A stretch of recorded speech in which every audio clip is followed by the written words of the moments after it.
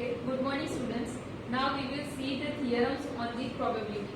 ये theorems के base पे आगे के हमें एग्जाम्पल्स देखने हैं. So सबसे पहले हम theorems देखेंगे, उसमें जो फॉर्मूला है वो सब आपको याद रखनी है. ठीक है, तो फर्स्ट theorem है the probability of an impossible event is zero.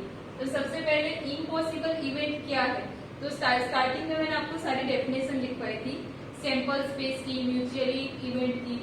तो इम्पॉसिबल इवेंट, जो इवेंट पॉसिबल ही नहीं है उसे क्या बोलते हैं, इम्पॉसिबल.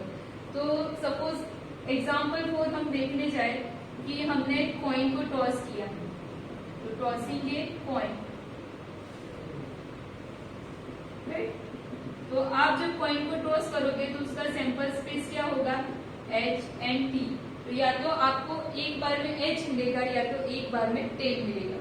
तो दोनों साथ में कभी पॉसिबल नहीं होंगे, क्योंकि एक कॉइन को टॉस किया तो आपको एक साइड पे एच मिलेगा, दूसरी साइड पे टेन.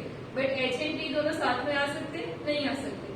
तो वो कौन सी इवेंट हो गए, इम्पॉसिबल इवेंट. तो the probability of an impossible event is always zero. तो जो इवेंट पॉसिबल नहीं है उसकी प्रोबेबिलिटी क्या होगी, जीरो. और उसे हम डिनोट करेंगे फाइव से, इम्पॉसिबल इवेंट को. तो that means P of phi is equal to zero, where phi is a null set. Now second theorem, the probability of the complementary event A bar of A is equal to P of A bar is equal to 1 minus P of A. तो A bar क्या है, A event का complementary event है. तो suppose के आपके पास कोई A इवेंट है जिसमें हमारे पास हमने डाइस को थ्रो किया, तो ऐसे आ रहे हैं हमारे पास चार सेट में, 1 2 3 4, राइट.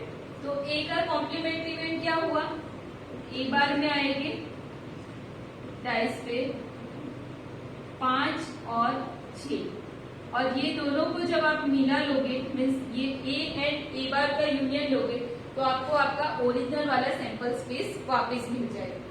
तो अगर आपको ए बार की प्रोबेबिलिटी फाइंड करनी है तो उसके लिए आपको पहले किसकी प्रोबेबिलिटी फाइंड करनी होगी, इवेंट ए की, और उसे आप 1 में से सब्ट्रैक्ट करोगे तो आपको ए बार की प्रोबेबिलिटी मिल जाएगी. तो P of A bar is equal to 1 minus P of A. ये फॉर्मूला है, आपको कॉम्प्लीमेंट्री इवेंट फाइंड करने के लिए हेल्पफुल होगी, ये आपको याद रखनी है, राइट. नाउ ये ही जो थियरम है सेकेंड वाला, उसकी एक कॉरोलरी है. तो वो क्या कहती है, probability of an event is always less than और इक्वल टू 1. तो कोई भी प्रोबेबिलिटी आप किसी भी इवेंट की फाइंड करोगे उसका आंसर हमेशा लेस देन और इक्वल टू 1 आएगा. या तो अगर वो इम्पॉसिबल होगी तो 0 आएगा, अगर वो सक्सेसफुल इवेंट होगी तो 1 आएगा, अदरवाइज 0 और 1 के बीच में आएगा. मैंने आपको फर्स्ट वीडियो में प्रोबेबिलिटी लाइन ड्रॉ करके दिखाई थी, 0 एंड 1. ये हमारी प्रोबेबिलिटी लाइन है जिसमें सारे आंसर है वो बीच में 0 to 1 के बीच में आएंगे. अभी तक हमने जितने एग्जांपल किए, जैसे लास्ट वीडियो में एग्जांपल किए थे, उसमें भी सबने ऐसे आंसर आए थे 15/56, 1/20. तो वो सब क्या है, लेस देन टू 1 है. तो आप कोई भी प्रोबेबिलिटी का आंसर देख लो, सब में आंसर लेस देन और इक्वल टू 1 ही होगा. अगर 1 के ऊपर आंसर आ रहा है दैट मीन्स आपका आंसर रॉन्ग है. तो ये भी आपको याद रखना है, probability is always less than और equal to 1. Now De Morgan's law, तो ये लॉ भी आपको याद रखना है. वो क्या कहता है, since an event is subset of a sample space. कोई भी इवेंट होगी वो सैंपल स्पेस का क्या होगा, सबसेट. मैंने आपको फर्स्ट वीडियो में जो एग्जांपल लिखवाए थे थियरी में, कि हमारे पास सपोज ये हमारा सैंपल स्पेस है टॉसिंग ए कॉइन का, जिसमें एच एंड टी दोनों आ रहे हैं. तो उसमें से एच है वो क्या हो गई, हमारी event. Same year getting a ten, वो हमारा क्या हो गए, इवेंट. तो event is always subset of a sample space. तो ये एच हमारी एक इवेंट है, ये टेन हमारी दूसरी इवेंट है. इसे आप ए एंड बी नाम दे दो, तो A event, B is a event. तो event is a subset of a sample space. De Morgan's law are applicable to events. जो डी मॉर्गन्स लॉ है वो सिर्फ इवेंट के ऊपर एप्लीकेबल होगा, which can be written as a P of A union B. दो event का union low, A and B का यूनियन, तो वो क्या मिलेगा, सैंपल स्पेस. और उसका आप क्या लो कॉम्प्लीमेंट, तो उसको आप बार से डिनोट करोगे। तो P of A union B bar is equal to P of A bar intersection B bar. इसका आप प्रूफ देखना चाहोगे तो प्रूफ भी है, बट प्रूफ हमारे सिलेबस में नहीं, इसलिए मैं सिर्फ आपको फॉर्मूला लिखवा रही हूँ। Same here P of A intersection B बार, तो A एंड B दोनों का इंटरसेक्शन लो तो वो क्या मिलेगा 5, और उसका बार दैट मीन्स फिर से सैंपल स्पेस वापस मिल गया, तो उसकी प्रोबेबिलिटी होगी P of A bar union B बार। तो अगर आपको ये फाइंड करना है तो आप ये फाइंड कर सकते हो, जो आपको इजी हो वो आप फाइंड करोगे तो दोनों के लिए सेम हो जाएगा। तो आपके पास ये दोनों फॉर्मूला है, P of A union B bar is a P of A bar intersection B bar and P of A intersection B bar is a P of A bar union B बार। दोनों में opposite है, यहाँ पे union है तो यहाँ पे intersection है, यहाँ पे इंटरसेक्शन है तो यूनियन है, ऐसे आपको याद रखना है। Okay, now next theorem, theorem 3, for any two events A and B in a sample space P of A bar intersection B is equal to P of B minus P of A intersection B। तो आपके पास कोई भी two events हो A and B, जैसे यहाँ पे मैंने आपको दो इवेंट्स बताए कि हमारे पास टॉसिंग ए कॉइन के लिए सिंपल स्पेस है H एंड T, उसमें एक इवेंट हो गई A गेटिंग ए हेड और दूसरी इवेंट हो गई गेटिंग ए टेल। तो ये दो इवेंट सपोज हमने ले ली A एंड B, तो for any two events A and B in a sample space S P of A bar means A का कॉम्प्लीमेंट, तो यहाँ पे A का कॉम्प्लीमेंट क्या होगा, H का कॉम्प्लीमेंट होगा T। तो P ऑफ A बार उसका इंटरसेक्शन किसके साथ लेना है, P के साथ, और उसकी प्रोबेबिलिटी अगर आपको फाइंड करनी है तो उसके लिए फॉर्मूला है P of P minus P of A intersection B। तो ये भी फॉर्मूला आपको याद रखना है। Next theorem 4, additive law of probability, या तो फिर आप उसे एडिशन थियरम भी कह सकते हो। The probability that at least one of the events A and B occur is given by, तो दोनों में से कोई एक event A and B, at least one event of A and B will be occurrence given by P of A union B. Probability of A union B is equal to probability of A plus probability of B minus probability of A intersection B. ये addition theorem के नाम से जाना जाता है, इसका भी proof है, वो प्रूफ आप देखना चाहो तो देख सकते हो।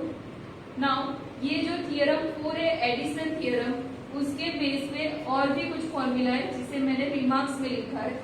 तो फर्स्ट रिमार्क है, if A and B are mutually exclusive events, जो इवेंट म्यूचुअली एक्सक्लूसिव होती है वो इवेंट्स में अगर आप A इंटरसेक्शन B लो तो वो हमेशा आपको क्या मिलेगा 5। जैसे यहाँ पे मैंने A एंड B लिया है, इवेंट A में H है B में T है, तो आप यहाँ पे A इंटरसेक्शन B लोगे तो क्या मिलेगा 5। तो ऐसी इवेंट को क्या कहते हैं, म्यूचुअली एक्सक्लूसिव इवेंट्स। तो if A and B are mutually exclusive event, that means A intersection B equal to 5, तो P of A intersection B is equal to 0। यहाँ पे क्यों 0 आया, by theorem 1, क्योंकि ये 5 हो गया तो P of 5 is always equal to 0। तो ये वाली जो फॉर्मूला है उसमें आप P of A intersection B equal to 0 रख दो, तो P of A union B क्या बन जाएगा, P of A plus P of B। तो probability of A union B is equal to probability of A plus probability of B। तो ये आपको एक नई फॉर्मूला मिल गई कि अगर A intersection B equal to 5 है तो ये हमारे पास नई फॉर्मूला है। The event A union B, that means A union B का मीनिंग क्या होता है, A और B denotes the occurrence of either A और B और बोथ। जैसे आपने वेन डायग्राम में पढ़ा होगा सेट का A यूनियन B होता है तो उसका मीनिंग होता है A और B और both. Alternatively it implies the occurrence of at least one of the two events, तो उसमें A यूनियन B का मीनिंग होता है A प्लस B। तो अगर probability of A union B find करना है दैट मीन्स आपको A एंड B दोनों का प्लस फाइंड करना है। Same here the events A intersection B का मीनिंग होगा that means A and B both is a compound or joint event that denotes simultaneously occurrence of the two events। तो अगर आपको A intersection B का find करना है तो उसमें आपको क्या लेना होगा, ए इंटू बी। तो अगर ए यूनियन बी है तो ए प्लस बी लेना है, ए इंटरसेक्शन बी है तो ए बी लेना है। Okay okay, now we will see the proof of corollary. ये कॉरोलरी का प्रूफ भी आपको करना है क्योंकि ये एग्जाम में आ सकता है, क्योंकि ये प्रूफ जो फॉर्मूला है वो फॉर्मूला का प्रूफ आपको वो लास्ट वाले जो थियरम्स हमने पढ़े उसी का यूज करके करना है। तो ये कॉरोलरी फॉर्मूला ही है बट उसका प्रूफ भी आ सकता है, तो हम उसका प्रूफ भी साथ में देखेंगे और साथ साथ में उसकी फॉर्मूला भी याद करेंगे। तो सबसे फर्स्ट कॉरोलरी है, यहाँ पे मैंने एक वेन डायग्राम ड्रॉ किया है जिसमें ए एंड बी दो इवेंट है। ये तो एक ए इवेंट है, दूसरी बी इवेंट है और ये दोनों के बीच का इंटरसेक्शन है। तो ये वाला जो पार्ट है उसे हम डिनोट करेंगे ए इंटरसेक्शन बी बार। क्यों? क्योंकि ये वाले जो पोर्शन में इतना पूरा ए कवर हो रहा है बट बी का कुछ भी नहीं कवर हो रहा है, और बी का जो कॉम्प्लीमेंट्री पार्ट है उसका इंटरसेक्शन ले तो A intersection B bar means हमारा इतना पोर्शन बनेगा, राइट। बीच वाला है वो हम सबको पता है which is A intersection B. Same here, यहाँ पे इतना पोर्शन लेंगे तो वो पूरा बी है and A bar intersection B means A कुछ भी यहाँ पे कवर नहीं कर रहा बट ए का कॉम्प्लीमेंट्री पार्ट उसमें कवर हो रहा है, उसे हम करेंगे A bar intersection B, right. अब from the Venn diagram probability of A union B, जो ए यूनियन बी की प्रोबेबिलिटी है, तो ए यूनियन बी तो पूरा ए भी कवर होना चाहिए, पूरा बी भी कवर होना चाहिए और ये भी, तो मीन्स ये पूरा पोर्शन है आपका A union B is equal to 1 minus probability of A bar intersection B bar. तो ये हमारा पोर्शन ए है उसका कॉम्प्लीमेंट्री, तो वो कितना पोर्शन आएगा, ये वाला, उसे हम नाम देंगे ए बार से। देन बी बार क्या होगा, तो पूरा बी के अलावा का पोर्शन इतना वो बी बार होगा। तो ए बार इंटरसेक्शन बी बार क्या होगा, इतना पोर्शन और इतना पोर्शन, वो दोनों का इंटरसेक्शन और उसकी प्रोबेबिलिटी 1 माइनस, आपको फिगर देख के पता चल जाएगा which is equal to 1 minus P of A bar intersection B bar, right. आप देखना चाहो तो यहाँ से भी देख सकते हो, ये ए है तो इतना पोर्शन होगा ए बार, ये बी है तो इतना पोर्शन होगा बी बार, और वो दोनों के बीच का इंटरसेक्शन वो मोस्ट प्रोबेबली हमें क्या मिलेगा, हम सब में 5, और पी ऑफ 5 0, तो P of A union B वो हमेशा क्या बनेगा 1, तो 1 minus P of A bar intersection B bar, right, where P of A bar intersection B bar is the probability that none of the events A and B occurrence simultaneously. Now second corollary है P exactly one of A and B occurs. तो P of A intersection B bar union A bar intersection B, इसकी probability की formula ये है। तो हम उल्टा जाएंगे, RHS से LHS की ओर जाएंगे और उसको प्रूव करेंगे, क्योंकि इसके लिए हमारे पास कोई फॉर्मूला नहीं है but P of A union B के लिए हमारे पास फॉर्मूला है जो हमने लास्ट थियरम में देखी थी, तो उसका यूज करके हम इसे प्रूव करेंगे। तो P of A intersection B bar union P of A bar intersection B, ये हमारी RHS है, वो मैंने यहाँ पे लिखी है, वहां से हम इसको प्रूव करेंगे। तो यूनियन है तो हम प्लस लेंगे, तो P of A intersection B bar plus P of A bar intersection B plus यहाँ पे ऐसे आएगा, सॉरी माइनस आएगा P of A intersection B, ये वाली फॉर्मूला, जैसे P of A plus P of B minus P of A intersection B, ऐसी formula हमने लास्ट ईयर में देखी। तो ये जो है वो हमारा 0 है, क्योंकि ये दोनों का इंटरसेक्शन हमेशा क्या मिलेगा 0। वो आप यहाँ से भी देख सकते हो कि ये वाली इवेंट और ये वाली इवेंट ऐसा पोर्शन आपको मिलेगा, यहाँ पे ऐसा मिलेगा और यहाँ पे ऐसा, तो ये दोनों का इंटरसेक्शन हमेशा क्या मिलेगा 0। तो ये दोनों इवेंट का इंटरसेक्शन होगा 0, तो ये पोर्शन पूरा 0, तो हमारे पास सिर्फ इतनी फॉर्मूला बचेगी ये दोनों के बीच का प्लस। अब फिर से हम फॉर्मूला अप्लाई करेंगे बाय यूजिंग थियरम 3। तो P of A intersection B उसके लिए जो फॉर्मूला थी वो हम अप्लाई करेंगे P of A minus P of A intersection B. वहां पे था यहाँ पे बी बार हो तो यहाँ पे ए आएगा, यहाँ पे ए बार हो तो यहाँ पे बी आएगा। तो फॉर्मूला थी थियरम 3 की, वो हमने सिर्फ यहाँ पे रखी है। तो P of A minus P of A intersection B plus P of B minus P of A intersection. ये टर्म दो बार रिपीट हो रही है तो माइनस माइनस 2 टाइम्स लिख देंगे और P of A plus P of B minus 2 times P of A intersection B. अब P of A plus P of B हमें फॉर्मूला अप्लाई करनी है ये बात यहाँ पे, तो इसे हम थोड़ी टर्म्स को एडजस्ट कर लेंगे। तो जो 2 टाइम्स है उसे अलग करेंगे, फिर ये जो इतना पोर्शन है यहाँ पे हम ये वाली फॉर्मूला अप्लाई करेंगे। तो ये पोर्शन हो जाएगा P of A union B minus P of A intersection B by using theorem 4। ये हमारा एडिशन थियरम है, हमने उसको नाम दिया है। तो ये जो है एटलीस्ट वन ऑफ 2 इवेंट अगर ए यूनियन बी का मैंने वहां पे लिखा है ए और बी और बोथ मीन्स दोनों में से एटलीस्ट एक इवेंट, एटलीस्ट का मीनिंग होता है या तो एक हो सकती है या तो दोनों हो सकती है। तो दोनों में से एटलीस्ट एक इवेंट अगर हो रही है उसकी प्रोबेबिलिटी है। और ए इंटरसेक्शन बी का मीनिंग है कि 2 इवेंट्स अगर simultaneously means A and B, A intersection B का मीनिंग होता है ए एंड बी और ए यूनियन बी का होता है ए और बी और बोथ। तो ये दोनों का सब्ट्रैक्शन मिलेगा P exactly one of A and B अगर मीन्स एटलीस्ट वन का सब्ट्रैक्शन 2 साइमल्टेनियसली अगर हो रहा है उसका सब्ट्रैक्शन होके मिलेगा exactly 1 of A and B means दोनों में से कोई एक ही अगर हो। Now corollary 3 addition theorem for 3 events.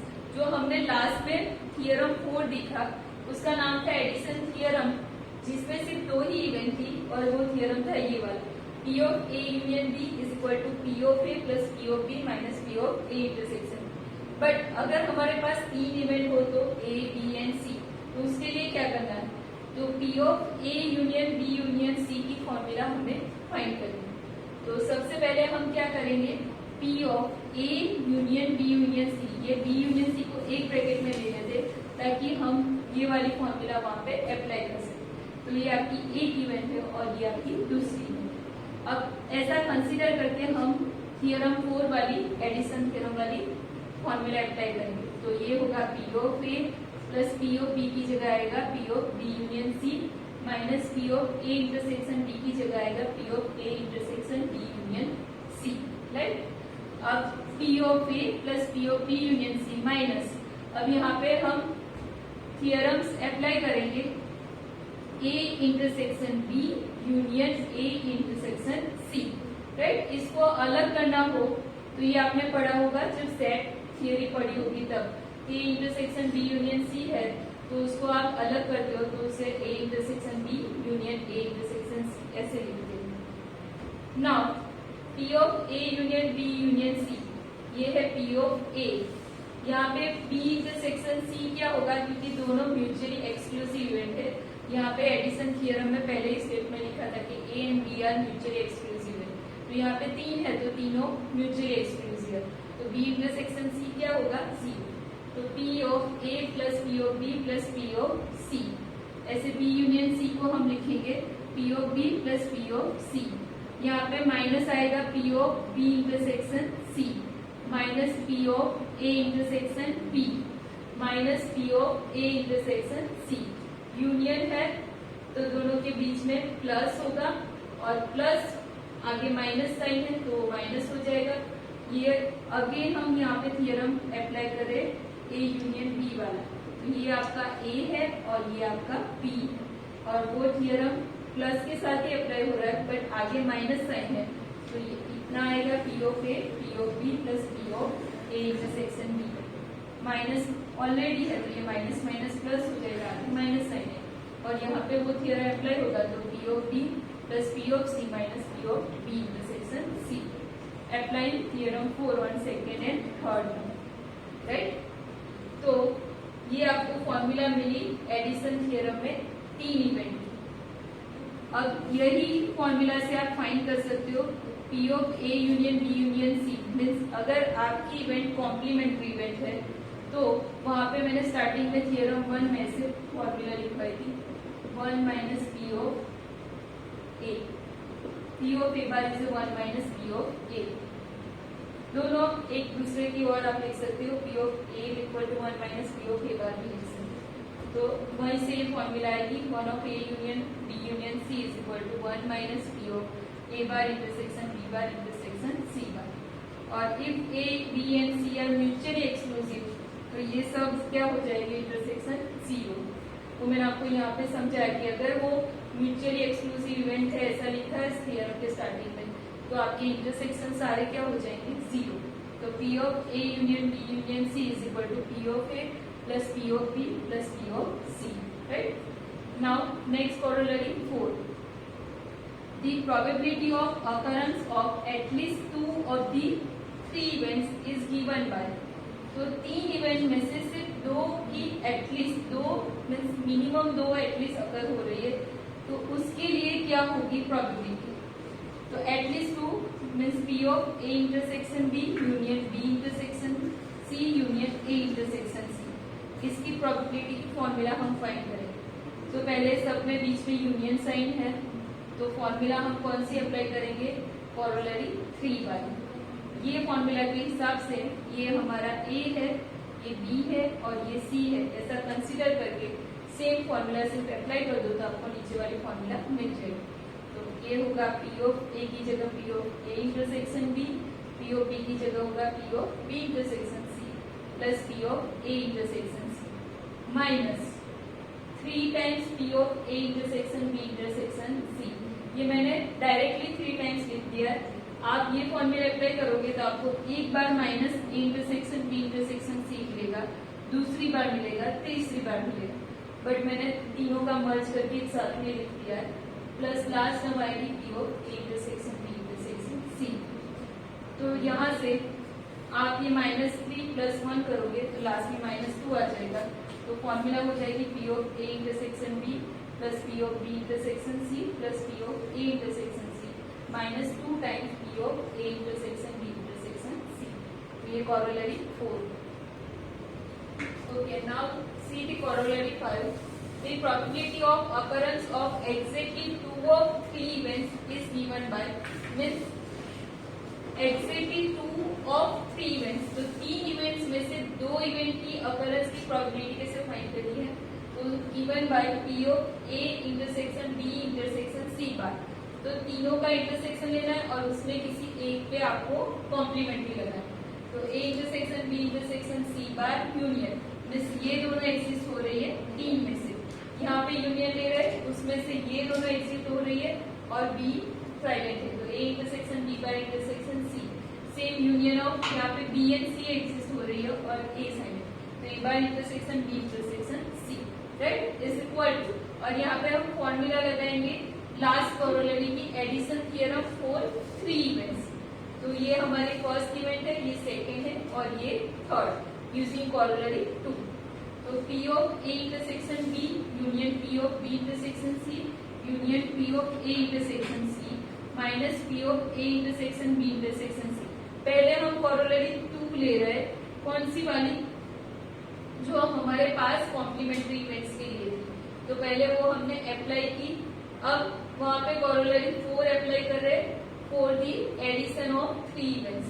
तो ये first second and third event है, तो P of A intersection D union की जगह पे आ जाएगा plus P of B intersection C plus P of A intersection C, और यहाँ पे आएगा minus P of A intersection B intersection C, दूसरी बार आएगा, तीसरी बार आएगा, फिर प्लस आएगा P of A intersection B intersection C, और यहाँ पे माइनस है तो वो प्लस एंड माइनस कट हो जाएंगे, वो हो जाएगा -3 P of A intersection B intersection C, right. तो ये फॉर्मूला है corollary 5, ये आपको प्रूफ में भी आ सकती है। Now last one, the probability of occurrence of exactly 1 of the 3 events is given by।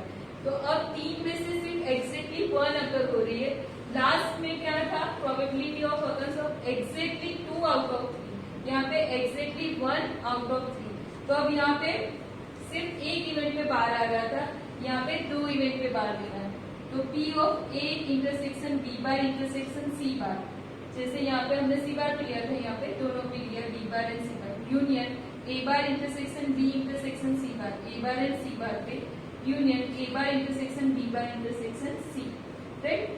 अब इसका मीनिंग ये होगा कि P at least 1 of the 3 events occur minus P at least 2 of the 3 events अकर, जो हमने कॉरोलरी 1 में लिखा था कि ये जो आपकी इवेंट है उसमें से एटलीस्ट 1 आउट ऑफ 3 अकर हो रही है और एटलीस्ट 2 आउट ऑफ 3 अकर हो रही है, वो दोनों के बीच का सबट्रैक्शन है। तो फॉर्मूला अगेन यहाँ पे तीनों यूनियन में है, जैसे हमने यहाँ पे लिया था। फिर से corollary 2 and then corollary 4 apply करेंगे 3 इवेंट की यूनियन वाली, तो आपको फॉर्मूला मिलेगी P of A plus P of B plus P of C minus 2 times P of A intersection B minus 2 times P of B intersection C minus 2 times P of A intersection C plus 3 times P of A intersection